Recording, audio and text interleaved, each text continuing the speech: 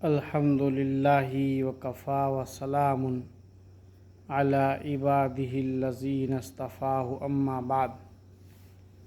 محترم سامعین، کعب بن مالک رضی اللہ عنہ کی سرگزشت آپ کے سامنے سنائی تھی۔ اس سے آگے یہ ہے کہ آپ فرماتے ہیں کہ اب لوگوں نے ہم سے بات چیت کرنا بند کر دی۔ اس کے بعد میں ایک مرتبہ اپنے چچا زاد بھائی ابو قتادہ رضی اللہ عنہ کی دیوار پر چڑھا، انہیں سلام کیا۔ انہوں نے اعراض فرمایا، جواب نہیں دیا۔ میں نے ان سے کہا، کیا تمہیں معلوم نہیں مجھے اللہ اور اس کے رسول سے محبت ہے؟ انہوں نے کوئی جواب نہیں دیا۔ میں نے دوسری مرتبہ پھر قسم دے کر پوچھا، تیسری مرتبہ پھر قسم دے کر کہا، کیا تمہیں معلوم نہیں کہ مجھے اللہ اور اس کے رسول سے محبت ہے؟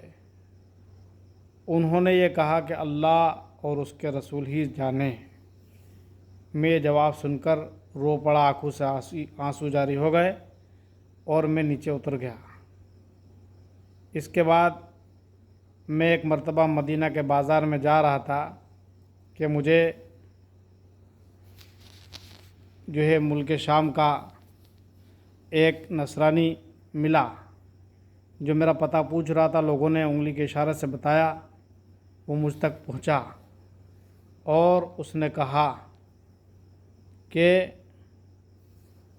محمد صلی اللہ علیہ وسلم نے آپ پر ظلم کر رکھا ہے، ہمارے آقا نے آپ کو خط دیا ہے۔ اس خط میں لکھا ہوا تھا کہ ہمیں معلوم ہوا ہے کہ تمہارے آقا جناب محمد رسول اللہ صلی اللہ علیہ وسلم نے تم پر ظلم کیا ہے۔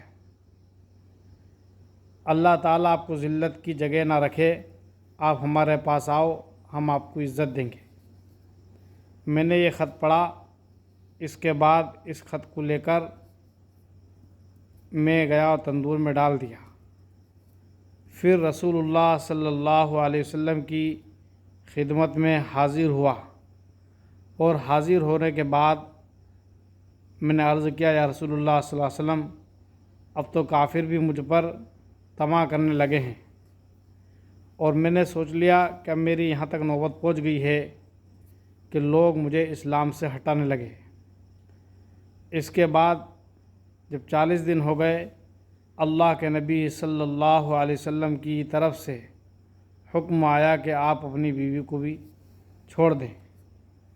میں نے قاصد سے پوچھا کہ اللہ کے نبی صلی اللہ علیہ وسلم کا کیا منشا ہے، میں بیوی کو طلاق دے دوں؟ کہا نہیں، علیحدگی اختیار کریں۔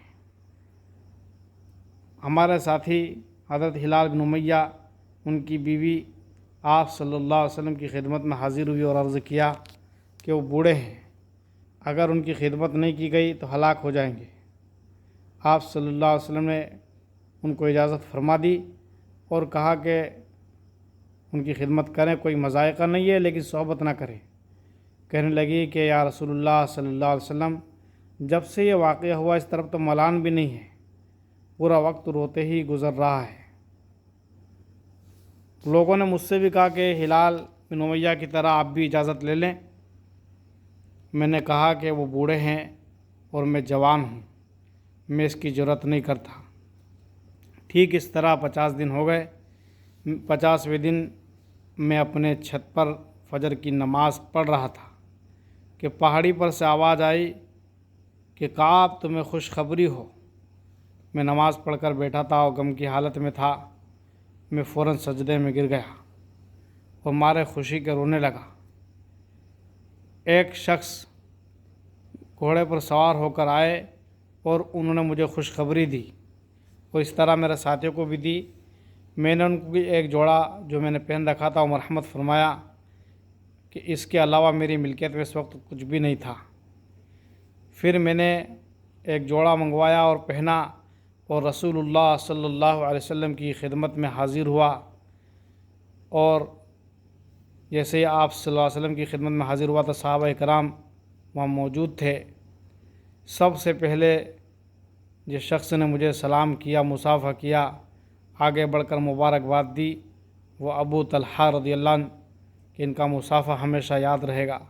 اس کے بعد میں رسول اللہ صلی اللہ علیہ وسلم کی خدمت میں حاضر ہوا اور عرض کیا سلام کر کے کہ یا رسول اللہ، یہ جائیداد اور یہ ملکیت ہی اللہ کی اس جہاد میں جانے سے رکاوٹ بنی ہے، لہٰذا میں سب اللہ کے راستے میں صدقہ کرتا ہوں۔